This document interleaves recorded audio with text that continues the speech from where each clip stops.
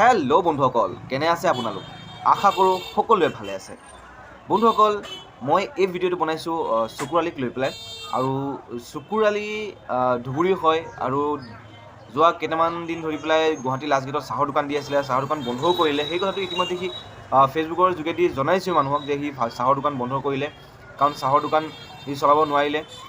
মানুহে চাহ খাই কম আৰু ফটো তোলে বা ভিডিঅ' কৰে বেছি, ব্লগাৰ বেছি যায়, ভিডিঅ'ৰ ৰেকৰ্ডিং বেছি কৰে মানুহবোৰে তাৰ দোকানত গৈ, সেইকাৰণে সি বন্ধ কৰি দিলে। বন্ধুসকল, কথাটো এইটো হ'ল যে বৰ্তমান চকুৰালীয়ে কৰি আছে কি, এই কথাটো জানিবৰ কাৰণে ফেচবুকত মই চাৰ্চ কৰিলোঁ চকুৰালী বুলি। কিন্তু চকুৰালী চাৰ্চ কৰিব যাওঁতে ইমান গাল একাউণ্ট আহিছে তাৰ নামত। কিছুমানে পেজ খুলি চলাই আছে, কোনোবাই একাউণ্ট খুলি চলাই আছে, কোনোবাই অফিচিয়েল বুলি চলাই আছে। এতিয়া কোনটো তাৰ একাউণ্ট মই ধৰিবগৈ নোৱাৰিলোঁ। আপোনালোকে চাব পাৰিব, মই ছাইডত দি ৰাখিছোঁ স্ক্ৰীণ ৰেকৰ্ডিংটো, যে তাৰ নামত কিমানটা একাউণ্ট চলি আছে। বেচেৰা যিমান পপুলাৰ হয় সি কিন্তু সিমান মানে ছাকচেছ হ'ব পৰা নাইকিয়া। আচলতে সি যেনেকুৱা পপুলাৰ হৈছে, মানে সেই পপুলাৰিটি সি মানে সেইটো হিচাপত সি মানে পইচা আৰ্ণ কৰিব পৰা নাই। বেলেগে তাক দেখুৱাই পেলাই পইচা ঘটি আছে, কিন্তু সি পৰা নাই।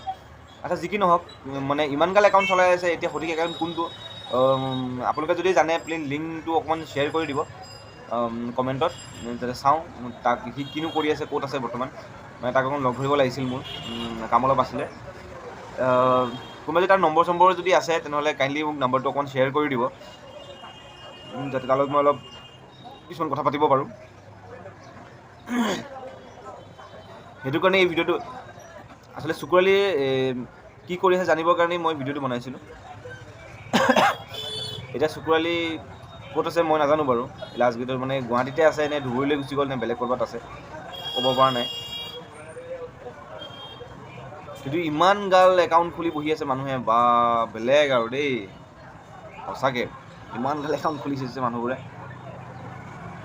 বন্ধুসকল, মই ইয়াতে এৰিছোঁ। আপোনালোকে যদি সঁচাকৈ কোনোবাই যদি চকুৰালীৰ ফোন নম্বৰ যদি জানে বা অফিচিয়েল লিংকটো এড্ৰেছো যদি জানে, তে মোক কমেণ্ট কৰি দিব, বাকীখিনি মই চাই ল'ম, বুজি ল'ম বাৰু।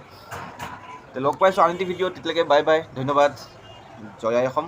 পুনৰবাৰ আপোনাক সকলোলৈ ভোগালী বিহুৰ আৰু নৱবৰ্ষৰ শুভেচ্ছা যাচিলোঁ।